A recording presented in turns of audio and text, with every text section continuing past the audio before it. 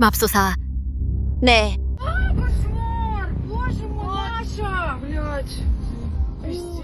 푸틴은 러시아 통제력을 잃고 곧 닥칠 일에 대비하지 못하고 있습니다. 평범한 러시아인들은 자신들의 삶이 푸틴이 시작한 전쟁 때문에 무너지고 있다는 사실을 깨닫고 있습니다. 그리고 혁명을 막기 위해 푸틴은 역사의 모든 독재자들이 공지에 몰렸을 때 했던 것과 똑같은 행동을 하고 있습니다. 그는 민간인들, 무방비 상태의 우크라이나 민간인들에게 화풀이를 하고 있습니다. 하지만 이번에는 뭔가 달라졌습니다. 우크라이나는 이제 사흘 밤 연속으로 반격하고 있습니다. 그리고 이 영상이 끝날 때쯤이면 러시아가 왜 오랫동안 그 대가를 치르게 될지 정확히 알게 될 것입니다. 먼저 러시아인들이 직접 어떻게 반응하고 있는지 보여드리겠습니다. 약속드리건대 여러분은 아마 모스크바에서 이런 영상을 본 적이 없을 것입니다. 이 여성은 모스크바에서 세계에서 가스 매장량이 두 번째로 많은 나라인데도 차에 연료를 넣지 못한다고 말합니다. 그녀는 푸틴 때문에 모든 것이 차단되어 인터넷조차 사용할 수 없습니다. 그리고 그녀는 푸틴이 우크라이나 드론을 두려워해서 GPS가 작동하지 않기 때문에 가고 싶은 곳으로 길 안내조차 받을 수 없습니다. 이 모든 것은 결코 일어나지 말았어야 할 전쟁의 결과입니다. 이 영상을 한번 보시죠. 오, 세상에. 저는 모스크바에서 하루 종일 허비했어요. 지금 여기 앉아 있어요. 제 시간은 정말로 계속 흘러가고 있어요. 약속들도 다 잡혀 있고요. 오늘 모든 계획이 이 빌어먹을 GPS 때문에 다 꼬였어요. 진심으로 도대체 어떻게 여기서 살 수 있는지 정말 이해가 안 돼요. 저 정말 너무 속상해요. 택시 타면 5분 거리예요. 1200이요. 그런데도 택시를 불렀는데 젠장 오지도 않고 걸어가면 15분이나 걸려요. 이게 정상이에요? 정말 이해가 안 돼요. 대체 지금 왜 여기서 사는 거죠? 그리고 진짜 여기서 어서 비행기 타고 떠나고 싶어요. 이미 너무 늦었어요. 사람들이 왜 여기서 사는 거죠? 이게 바로 지금 유럽에서 가장 큰 도시인 모스크바 주민들이 실제로 묻고 있는 질문입니다. 푸틴 자신도 4년 전에 이 전쟁을 시작했을 때 이런 일이 일어날 줄은 아무도 예상하지 못했습니다. 그동안 그의 국내 최우선 과제는 단 하나였습니다. 그의 목표는 전쟁을 모스크바와 상트페테르부르크의 엘리트들로부터 멀리 두는 것이었습니다. 전선 상황에는 신경 쓰지 않았고 수도의 안정을 원했습니다. 이제 벽에 금이 가기 시작했고 그에게는 이보다 더 나쁜 시점이 없을 겁니다. 왜냐하면 바로 지금 전선에서도 상황이 무너지고 있기 때문입니다. 러시아는 실제로 6월에 2달 연속으로 영토를 잃었습니다. 앞으로 나아가야 할 군대가 오히려 주도권을 잃고 있는 것입니다. 공정하게 말하자면 자료에 따르면 러시아가 일부 지역에서는 영토를 얻고 있지만 다른 지역에서는 영토를 잃고 있습니다. 그래서 전체적으로 합쳐보면 이 모든 것은 기본적으로 얻은 것에서 잃은 것을 뺀 결과인데 러시아 전체로 보면 이번 달 초에 비해 실제로 영토를 잃고 있는 셈입니다. 이 보고서에 따르면 러시아는 결국 약 40제곱킬로미터를 잃었습니다. 이는 맨해튼 크기보다 약간 작은 규모입니다. 하지만 중요한 점은 푸틴이 한 달에 3만 5천 명의 러시아 병력을 소모하고 있다는 것입니다. 이것이 러시아가 오랫동안 겪어온 사상자 수치입니다. 병사들이 빠르게 사망해 진진만으로는 병력을 신속히 보충할 수 없습니다. 이것이 우리에게 무엇을 의미할까요? 그는 하루에 1000명 이상을 잃고 전선에서도 영토를 잃고 있습니다. 이는 푸틴에게 전혀 유리하지 않습니다. 보통 지도자라면 협상을 택했겠지만 푸틴은 전혀 다른 행동을 했습니다. 이는 이번 전쟁에서 그가 계속 보여온 태도입니다. 그는 전선이나 국내 문제가 생길 때마다 항상 같은 방법을 씁니다. 우크라이나 군에 대한 대규모 공격으로 러시아 국민들의 관심을 돌리는 것입니다. 그는 군사 공격이라고 주장하지만 실제로 미사일은 아파트 건물에 떨어지고 있습니다. 바로 며칠 전인 7월 2일에도 똑같은 일이 벌어졌습니다. 이것은 이번 전쟁 내내 우크라이나 도시들이 겪은 가장 끔찍한 밤 중 하나였습니다. 러시아는 약 500대의 드론과 70여 발의 다양한 종류의 미사일을 발사했습니다. 이 미사일에는 이스칸데르, KH-101 미사일, 유도 항공폭탄 등 다양한 무기가 포함됐습니다. 우크라이나는 드론 차단에 인상적인 성과를 거뒀습니다. 문제는 탄도미사일이었습니다. 우크라이나는 이를 모두 막을 만큼 방공 시스템이 충분하지 않습니다. 그리고 그 미사일들 중 대부분 약 28발, 이 우크라이나의 수도 키이우를 직접 겨냥했고 주로 주거용 건물을 목표로 했습니다. 여기 젤렌스키 대통령이 이에 대해 이야기하는 장면입니다. 러시아의 공격 이후 키이우에서의 대응은 아직도 계속되고 있습니다. 구조대원들은 잔해를 치우고 사람들을 수색하며 지원을 제공하고 있습니다. 도시 전역에서 20곳이 넘는 장소에서 피해가 보고되었으며 대부분이 일반 주거용 건물입니다. 구급차 기지, 연구소, 호텔, 그리고 여러 상업시설에도 피해가 있었습니다. 지금 제가 7월 4일에 이 영상을 녹음하고 있는 시점에서 최소 30명이 사망한 것이 확인되었고 90명 이상이 부상당했습니다. 이것은 대규모 공격이었기 때문에 사상자 수는 더 늘어날 가능성이 높습니다. 이제 크렘린의 입장. 그리고 이것은 실제로 크렘린 대변인 페스코프가 전한 것인데 그는 러시아가 군사시설만을 타격했다고 말하고 있습니다. 그리고 푸틴 본인도 이 공격에 대해 사전에 알고 있었고 공격이 일어나기 전에 이를 승인했다고 합니다. 하지만 안타깝게도 이것이 거짓말이라는 것을 우리는 알고 있습니다. 왜냐하면 그 반대를 증명하는 영상 증거가 있기 때문입니다. 그리고 푸틴이 사전에 이 사실을 알고 있었다는 부분에 대해서는요. 그건 어느 정도 믿었습니다. 그 부분에 대해서는 잠시 후에 이야기하겠습니다. 하지만 먼저 크렘린이 주장하는 거짓말을 반박해 보겠습니다. 여기 러시아가 공격한 아파트 참혹한 현장입니다. 보시죠. 방사능 감지 지점이 또 있습니다. 또 다른 공격 현장입니다. 주거용 건물과 그 안뜰입니다. 여기 보이는 이 폐허가 어린이 놀이터의 전부입니다. 놀이터에 남아있는 것인데 사실 무엇인지 바로 알 수 있습니다. 사실 이 뒤틀린 금속 더미가 불과 어제 저녁까지 아이들이 놀던 놀이터였다는 걸 알아보기도 어렵습니다. 여기서 아이들이 놀았습니다. 나의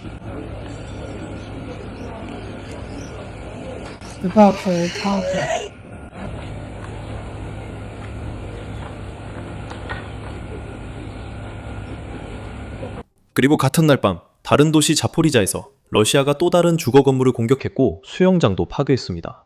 다행히 CCTV 카메라에 찍힌 영상이 있습니다. 한번 보시죠.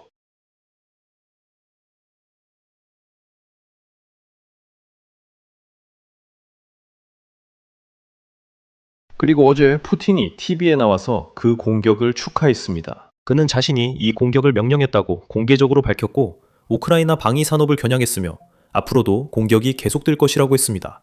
보시죠. 대규모 타격의 적용에 대해 말씀드리겠습니다. 저는 우크라이나 방위산업 인프라와 그 운영을 지원하는 시설에 대한 대규모 동시 타격을 계속하라고 명령했습니다. 작동 방식입니다. 그리고 이것이 우리가 오랫동안 말해온 내용입니다. 네, 우크라이나는 러시아의 모든 탄도미사일을 막을 수 없습니다. 하지만 그렇다고 해서 지금의 우크라이나가 2022년의 우크라이나라는 뜻은 아닙니다. 드론이나 심지어 국내에서 제작된 탄도미사일에 관해서라면 우크라이나의 역량은 러시아를 훨씬 앞질렀습니다. 그리고 그것이 우크라이나가 다음으로 선택한 것이었습니다. 복수는 사실 바로 그날 밤에 시작되어 3일 동안 7월 4일까지 이어졌습니다. 러시아는 이로부터 빠르게 회복하지 못할 것입니다.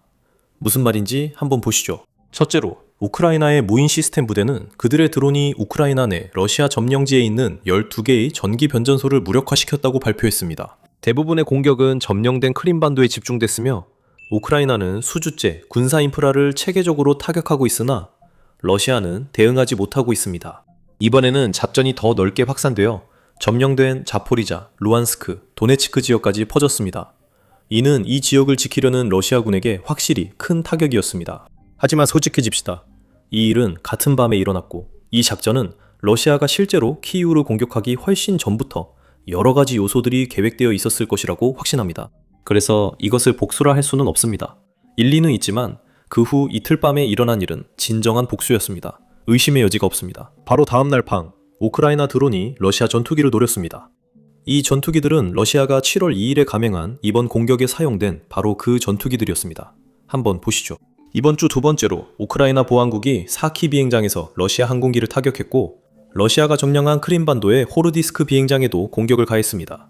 사키 비행장에서는 SU-30SM, SU-30, SU-24 전투기와 전선 폭격기가 보관되어 있던 항공기 저장 경납고 7곳이 타격을 받았습니다. 예비 정보에 따르면 최소 7대의 항공기가 파괴되거나 손상되었습니다. 또 다른 비행장에서는 샤헤드 드론과 항공 장비가 보관되어 있던 경납고 2곳도 타격을 받았습니다. 이 두 군용 비행장은 모두 크림반도에 있는 러시아 점령군의 주요 공군기지 중 하나입니다. 러시아 전술항공기는 이곳에서 정기적으로 이륙하여 우크라이나 영토에 미사일과 폭탄 공격을 가하고 남쪽 방향에서 러시아군의 작전을 지원합니다. 이것은 군대가 자주 쓰는 전략입니다. 화살이 아닌 궁수를 노려라. 우크라이나는 공군기지와 전투기를 공격하며 이 전략을 실행 중입니다. 우크라이나가 더 막기 힘든 탄도미사일을 직접 겨냥하는 대신 그 탄도미사일을 발사하는 전투기를 공격하고 있습니다. 하지만 여기서 멈추지 않고 있습니다. 이제 그들은 화살, 즉 탄도미사일을 생산하는 것도 공격하고 있습니다. 하지만 그 공장 공격에 대해 이야기하기 전에 러시아에서 불이 꺼지는 모습을 보여드리겠습니다. 푸틴이 예상치 못한 일입니다. 우크라이나 미사일 공격으로 러시아 벨고로드시에서 전기와 수도가 모두 끊겼습니다. 그리고 그 영상은 정말 놀랍습니다. 한순간에는 도시의 스카이라인이 보이다가 공격이 일어나자 순식간에 지평선 끝까지 온통 암흑으로 변합니다. 한번 보시죠.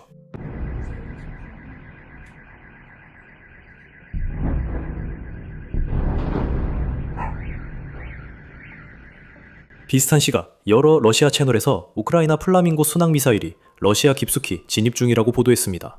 참고로 비행 경로도 확인해 보시죠. 우크라이나 미사일이 목표 지점에 도달하기 위해 얼마나 우회해서 이동하는지 한번 보시죠. 물론 목표는 보드캔스 공장이었습니다. 이곳은 오레시니크, 야르스, 이스칸데르, 그리고 아마 러시아가 우크라이나 도시들에 떨어뜨려온 다른 탄도미사일 몇 종도 생산하는 제조시설입니다. 여기가 우리가 말한 그 화살을 만드는 공장이었습니다.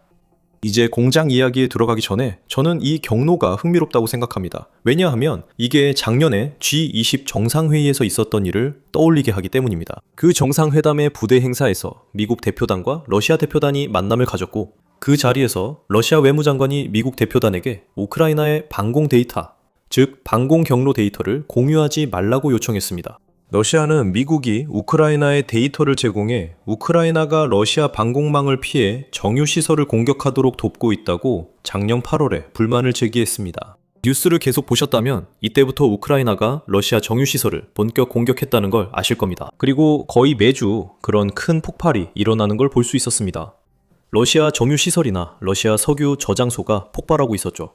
그리고 러시아는 이 일에 대해 미국을 비난했습니다. 러시아는 너희가 위성 데이터를 우크라이나와 공유하고 있기 때문에 우리 기반 시설을 더 쉽게 공격할 수 있다고 주장했죠. 지금도 그런 상황인지는 정확히 모르겠습니다.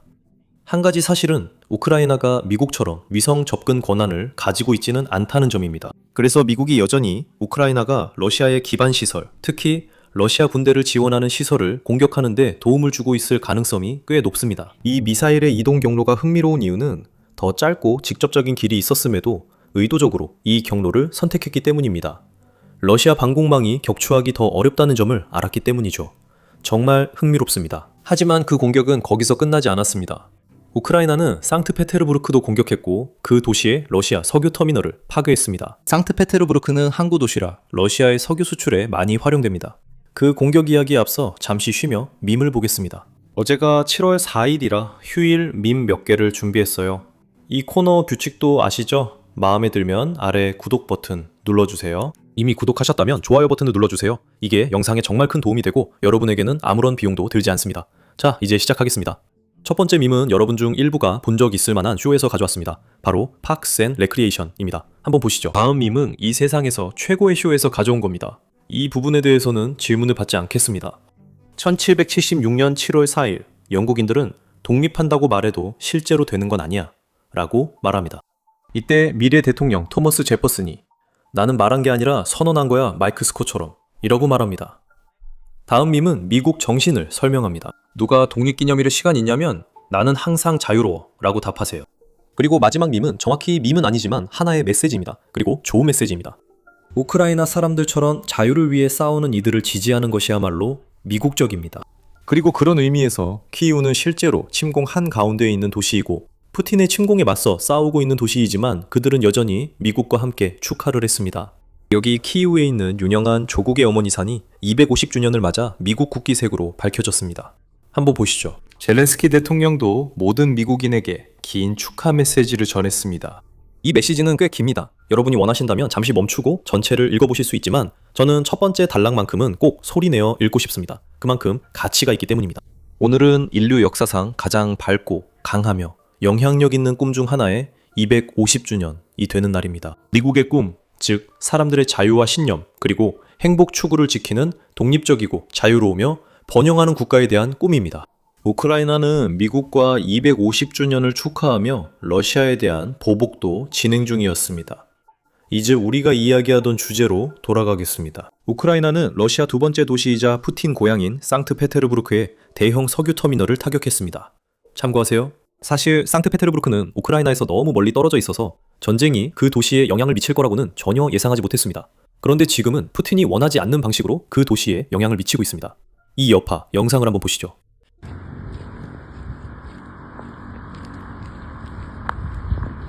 세상에. 저는 생각이 납니다. 그리고 나서 우리는 또 다른 영상을 보게 되는데 이 영상은 어떤 전장 지도보다도 더 많은 것을 우리에게 알려줍니다. 상트페테르부르크 주민이 공격 현장 가까이에서 본 것을 묘사하고 있습니다. 그는 자신이 보고 있는 것이 현실 같지 않다고 말합니다. 이런 일은 영화에서나 보는 것이라고 하죠. 그리고 이제 그는 자신의 두 눈으로 직접 보고 있지만 도저히 믿을 수 없다고 합니다. 한번 들어보시죠. 저는 이런 광경을 실제로 본 적 없습니다. 마치 영화 같고 불길도 현실이 아닌 컴퓨터 그래픽 같지 않나요? 진짜 같아요. 그래픽 같아요. 맞아요. 여러분도 아시다시피 이런 영상들, 공격 장면이나 그 이후의 모습들은 유튜브가 별로 좋아하지 않아요. 뭔가가 파괴되는 장면이 나오니까요. 그래서 광고주들에게도 별로 좋지 않죠. 그래서 어느 정도 이해는 해요. 그래서 저희 영상이 제한되거나 수익이 중단될 때도 있어요. 다루는 내용 때문이에요. 사실 이런 영상들 중 일부는 특히 최전선에서 찍힌 영상들은 더 자세히 분석하고 싶어요. 하지만 메인 영상에서는 그렇게 할 수가 없죠. 그래서 저희는 이런 분석을 멤버십 회원분들께 정기적으로 따로 제공하고 있습니다. 척파 등 참전 용사가 채널에 출연해 전장 영상을 분석하고 실제 상황과 제가 놓칠 수 있는 부분까지 자세히 설명해 줍니다. 채널을 지원하고 독점 컨텐츠 등 혜택을 원하신다면 아래 가입 버튼을 클릭하거나 basic인사이더.com에서 멤버가 되실 수 있습니다. 참고로 최근에 흥미로운 점을 하나 발견했습니다. 휴대폰 앱에서 가입하시면 실제로 저희가 청구하는 금액보다 훨씬 높은 가격이 표시될 수 있습니다. 왜냐하면 애플과 구글 플레이 스토어가 수수료를 떼가기 때문인데, 그래서 그들이 가격을 올려버렸고 저도 그 사실을 몰랐습니다. 컴퓨터나 브라우저로 가입하면 앱보다 훨씬 저렴하게 이용할 수 있습니다. 이제 최신 멤버 전용 영상의 한 장면을 보여드리겠습니다. 제 생각엔 이 사람들이 땅 위에서 당황하는 러시아 군인들인 것 같습니다. 맞아요. 그리고 러시아 군인들에게 전투 팁을 주는 건 아니지만 흩어져야 하지 않겠습니까? 한데 모이지 마세요. 서로 떨어져 있으세요. 하지만 이 사람들은 알다시피 군사훈련이 거의 없어요. 저 사람 봤어요? 따로 빠졌잖아요. 맞죠? 다른 사람은 그냥 소총을 드론에 던졌어요. 알다시피 민간인들이 있을 때는 지금 이 사람들은 장비를 다 착용하고 있잖아요. 저 사람은 침낭도 있었어요. 전투 장비를 전부 착용하고 있었죠. 그리고 그는 대낮에 이동하고 있잖아요. 이게 바로 대낮에 탁 트인 지형을 이동하는 모든 군인들에게 일어날 일입니다. 드론에 공격당하게 될 겁니다. 그리고 제대로 훈련받지 못한 사람들을 전투에 투입하면 그들이 스트레스를 받거나 위협을 느끼거나 전장에서 치명적일 수 있는 어떤 자극을 감지하면 그들은 서로 뭉치게 됩니다. 그렇죠? 그게 기본적인 인간의 본성이기 때문이죠. 그건 전장에서 치명적입니다. 이걸 살아남은 유일한 사람은 뒤로 빠졌다가 숨은 사람이었어요. 이 사람들은 그냥 각자 다른 방향으로 흩어졌어야 했죠. 근데 말이죠. 이건 북한군 병사인 것 같아요.